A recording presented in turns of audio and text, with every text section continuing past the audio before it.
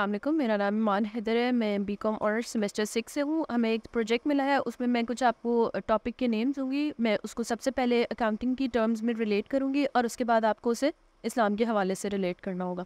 सबसे पहले हमारा जो टॉपिक है वो है इक्वालिटी का।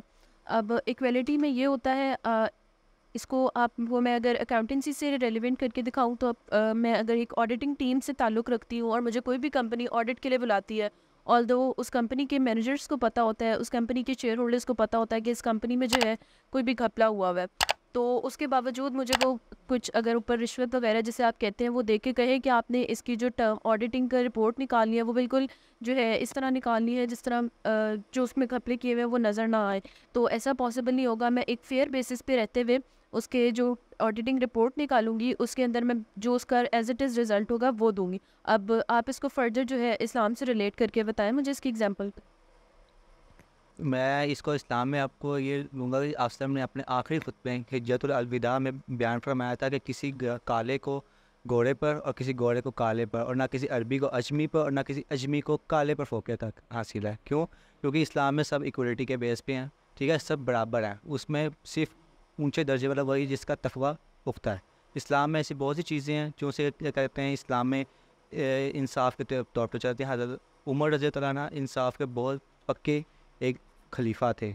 अस्सलाम वालेकुम। हमारा दूसरा सवाल ये है कि क्या अगर किसी इंसान की कंसिस्टेंट इन्फॉर्मेशन मिलती रहेगी तो क्या एट द एंड वो कंसिस्टेंट इन्फॉर्मेशन उसको डिसीजन मेकिंग करने में मदद देगी कि नहीं देगी?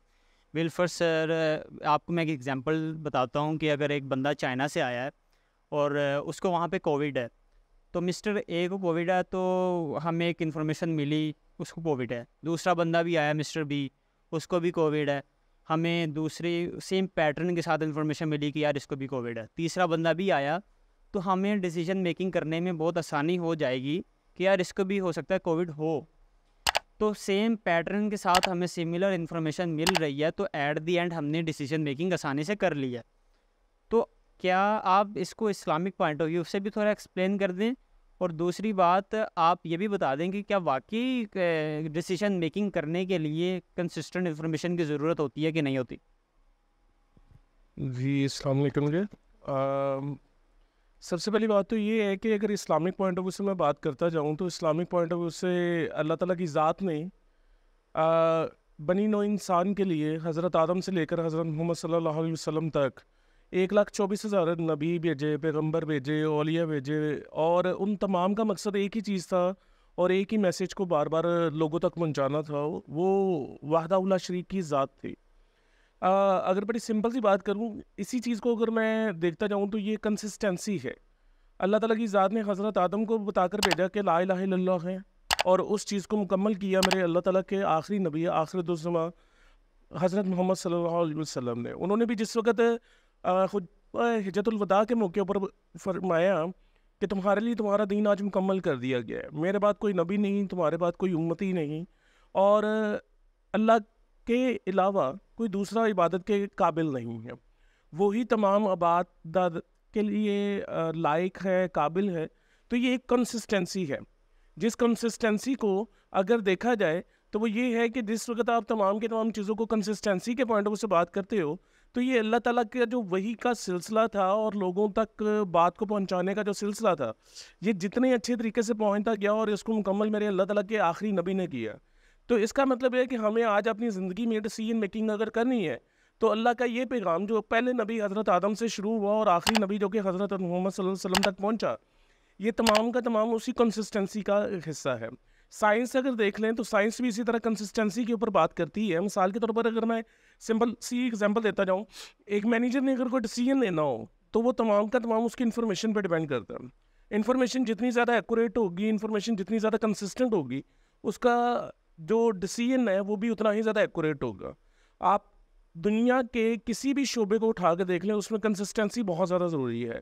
एक छोटी सी अगर एग्जांपल देता जाऊँ तो इसको दो डिफरेंट कंसेप्ट में देखा जाता है, एक रिलायबिलिटी, एक वैलिडिटी है। अगर आप एक चीज़ को बार बार रिपीट करते हो, रिपीट करने के बाद आप उस डिसीजन को करने से पहले देखते हो कि उसका एक ही रिजल्ट आ रहा है, तो वो उसकी वैलिडिटी कहलाती है। और अगर वैलिड होगा कोई चीज़ तो कल को वही चीज़ रिलायबल होगी।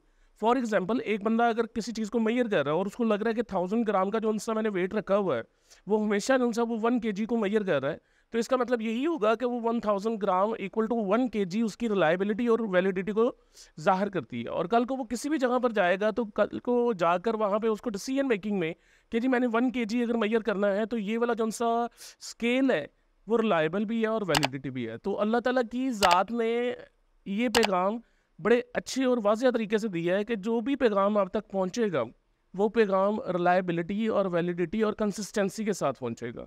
अगर वो पैगाम आप तक ना पहुँचे तो ऑटोमेटिकली ये सारी की सारी चीज़ों सी है, ना तो हम डिसीजन मेकिंग कर सकते हैं और ना ही उसका जो सा हमारी लाइफ के अंदर जो सा वो कोई इतना ज़्यादा अच्छा अमल दखल होगा। तो इसलिए कुरानिक पॉइंट ऑफ व्यू से बात कर लें या ज़िंदगी के हर शोबे के लिहाज से आप बात कर लें, कंसिस्टेंसी और जो डिसीजन मेकिंग है इन दोनों का स्टेप 1 और स्टेप 2 का ताल्लुक है। स्टेप 1 जो सा है वो रिलायबल और वैलिड आपके पास इंफॉर्मेशन होनी चाहिए और वो कंसिस्टेंट होनी चाहिए, और उसका जो सा डिसीजन मेकिंग है वो आपको एक्यूरेट डिसीजन मेकिंग में हेल्प करता है। जी हमारा थर्ड और लास्ट टॉपिक ये है प्रूडेंस।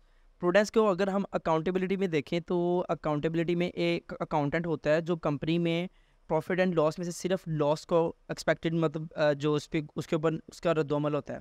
तो अगर अब मैं ये कहना चाहता हूँ कि अगर आप इसको इस्लामी पॉइंट ऑफ व्यू से बताते हैं तो किस तरह इसको आप कवर करेंगे, प्लीज़ आप इसके ऊपर थोड़ा समझ लीजिए।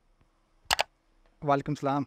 जैसे कि ब्रदर आपने बताया कि इसको आपने अकाउंटेबिलिटी के हिसाब से एक डिफ़ाइन किया, तो इसको मैं इस्लामिक पॉइंट ऑफ व्यू से लेके चलूँगा, जिसमें एक एग्जांपल इसकी ये हम ले सकते हैं कि जैसे कि पहले दौर में हज़रत मोहम्मद सल्लल्लाहु अलैहि वसल्लम के पास एक बंदा हाज़िर हुआ, तो उसने बोला कि आप मुझे जो है इसके नसीब और किस्मत में कोई डिफरेंस बताएं।